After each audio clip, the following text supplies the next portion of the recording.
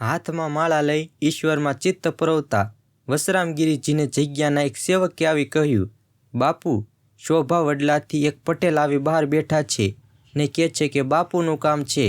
ચાલો કઈ માળા આંખે અડકાડી ગળામાં પહેરી, ચાંખડી પહેરી બહાર આવ્યા. તૂટેલા ફૂટેલા જાડા લુગડાવાળા ને બગલમાં પાણકોરાની એવી જ પછેડી, દબાયેલા દયામણા મોંવાળા એક ખેડૂતની સમીપ બેસતા જાંબુડાની જગ્યાના આચાર્ય બોલ્યા, કાં બાપલા, મારા જેવું કામકાજ? જવાબમાં ખેડૂતની આંખમાંથી દળ દળ દળ દળ આંસુની ધાર ચાલી. એને રડતો જોતા જ વસરામગીરી બોલ્યા, અરે અરે, આવડો બધો ગજબ, રોવું આવ્યું. શા એવડા દુઃખ છે ભા? દુઃખનો ભાર નથી ઉપયો એટલે બાપુને શરણે આવ્યો છું. કહી નાખો, જન સમાજની સેવા એ સાધુઓનો પહેલો ધર્મ. શોભા વડલાના વેપારી જેઠા ઠક્કરના કરજમાંથી છૂટાતું નથી. કરજ સાચું છે કે ખોટું? અર્ધ સાચું બાપુ, અર્ધ ખોટું. નામાના માલની વિગત સાંભળીને જે માલ અમે કોઈ દી એની દુકાનેથી લીધો નથી અને એના નામા લેખા ચોપડે માંડ્યા છે. પછી આજ સાચા મોતી જેવા ધાનના ઢગલા પર આવીને ઊભા છે ને કહે છે, આ અનાજ તો મારા લેણામાં આવી ગયું. વસરામગીરીએ નીચે જોયું ને ખેડૂતે આગળ ચલાવ્યું. ઘરનાઓએ ધોખ થમતા તાપમાં સાતી આકી ઢેફા ભાંગી ખાતર પૂરી ખેતરો તૈયાર કર્યા છે. મોંઘા ભાવના બી ને ખાતરમાં પૂરી મોલ ઉગાડ્યા. એને નીંદી સરખા કરી લાણ્યા, વાઢિયાને ઉપાડ્યા, ધાંડાને રાત દી તગડી ખાલા વાડમાં ઢગ કરી રાત દી રખોપા કરી નકાર્યા હતા. એ અનાજ આજ જયરામ ઠક્કર કહે છે કે મારું છે. એ અનાજ લઈ જાય તો મહેસૂલ કેમ ભરવું? મહેસૂલ ન ભરીએ તો જમીન જાય તો ખાવું શું? ઠીક બાપલા, તમે અહીં જ જગ્યાએ રોકાવ, હું જેઠા ઠક્કરને બોલાવું છું. બાપુ, જગ્યાનું ધર્મસ્થાનનું અન્ન મારાથી નહીં ખવાય, ભૂખ્યો પડ્યો રહીશ. એ ના ભા ના, જાંબુડાની જગ્યામાં અનાજ તમ સરખા કાંડા બળિયાનું નિજાવેલું આવે છે. ઠાકર એનામાં વાસ કરીને મોકલાવે છે. એને પ્રભુ પ્રસાદ ગણી જમી લેજો. અનાજનો તિરસ્કાર કરવો એ મોટું પાપ છે. ઠીક બાપુ. વસરામગીરીએ ચિઠ્ઠી શોભા વડલા ગામે મોકલી જેઠા ઠક્કરને બોલાવ્યા. જેઠા ઠક્કર ધીંગોને માતબર વેપારી હતો. એટલામાં ચોમેર ગામોના લોકો એના ચોપડામાં હતા. કાળઝાળ મનાતા ને બરછી ભાલા રાખી ચાલનારા કાઠીઓ અને ગિરાસરની જમીનો પણ જેઠા ઠક્કરને ઘેર કબજાગીરો મંડાતી એ ધરતી પર એના સાંતેડા હાલતા. આવો જબ્બર વેપારી એક ચિઠ્ઠી ભેળો જગ્યામાં આવી જશે એમ વસરામગીરીજીને માનેલ નહીં, પણ ચિઠ્ઠી મળતા જ એ જગ્યામાં આવ્યા. જેનો ભરાવદાર મૂછોનો કરડો ચહેરો અને ગળાનો બુલંદ સૂર દેણદારોને ડરાવા બસ હતો, એવા જેઠા ઠક્કરે જગ્યા બહાર રણઝણતી ઘોડી પરથી પલાણ છોડી મોં પરનું બોકાનું છોડતા છોડતા અંદર આવી કહ્યું, કાં શું કરે છે બાપુ વસરામગીરીજી? એક હાથથી માળા ફેરવતા શાંત અને સૌમ્ય વસરામગીરીજીએ બેઠા બેઠા જવાબ વાળ્યો, આવો ભા, માથે હાલ્યા આવો. ચેલા, કોક આમની ઘોડી બાંધી દો. એ વખતે એમની પાસે કોઈ જ ન હતું, બે જ જણ હતા.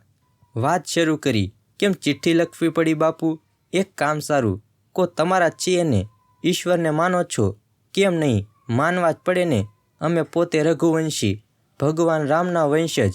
ઈશ્વર કણકણમાં, ધરતીમાં, આભમાં સર્વત્ર છે. એ કબૂલ કરો છો?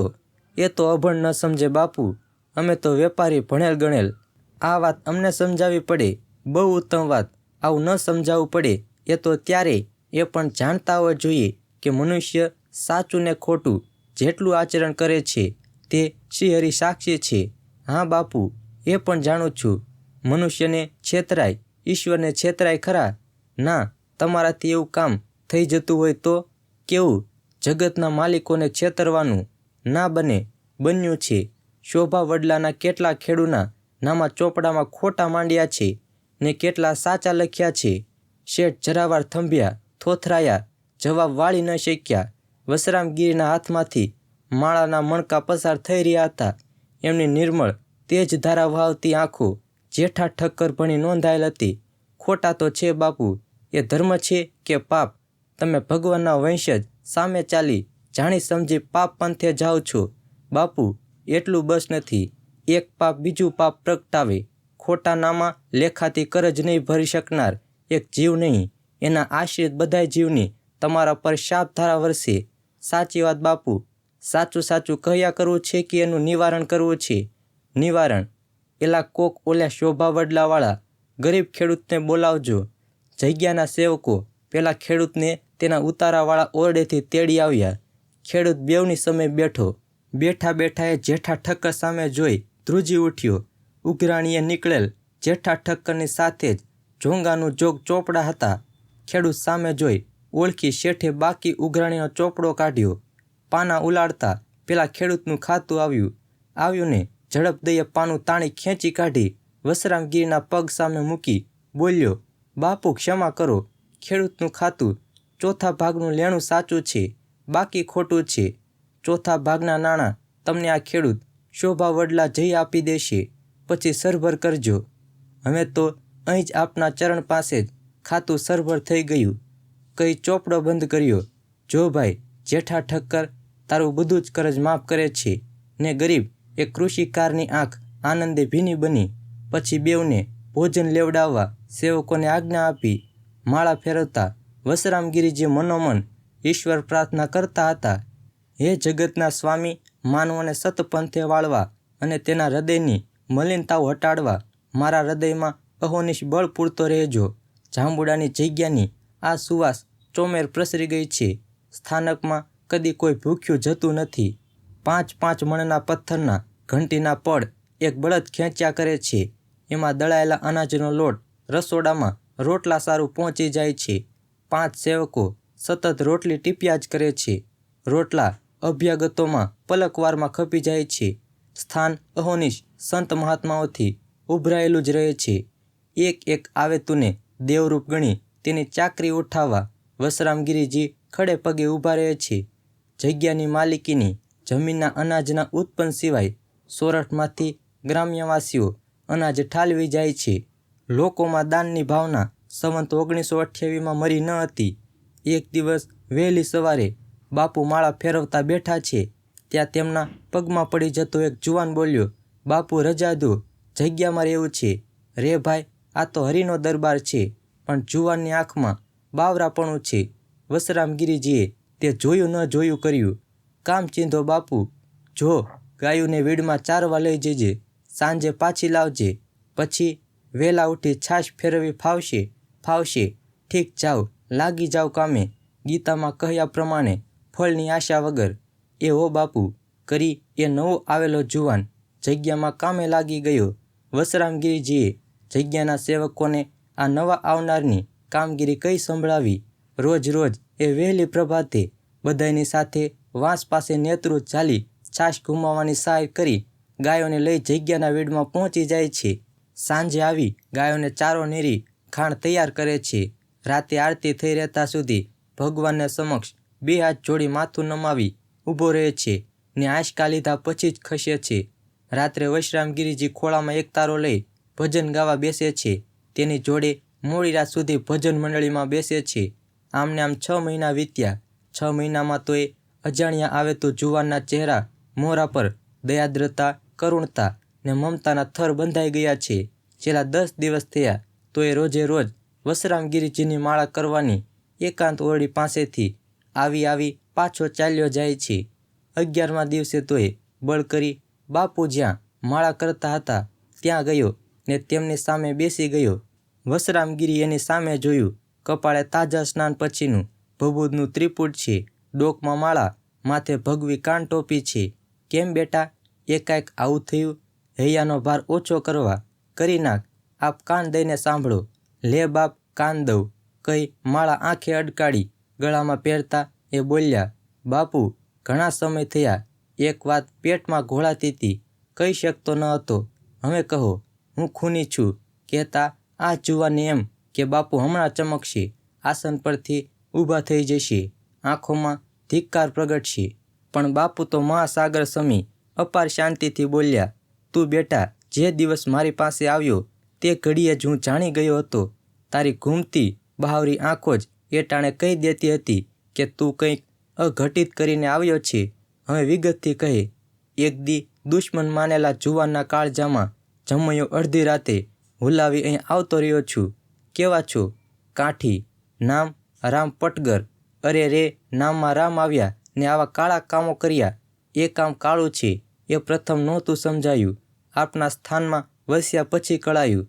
રોજબરોજ અહીં થતી માનવ સેવા નિહાળી થયું કે ઈશ્વર સર્જિત સારા જેમના વંદવા જોગાવા એક માનવ દેહને મેં માર્યો.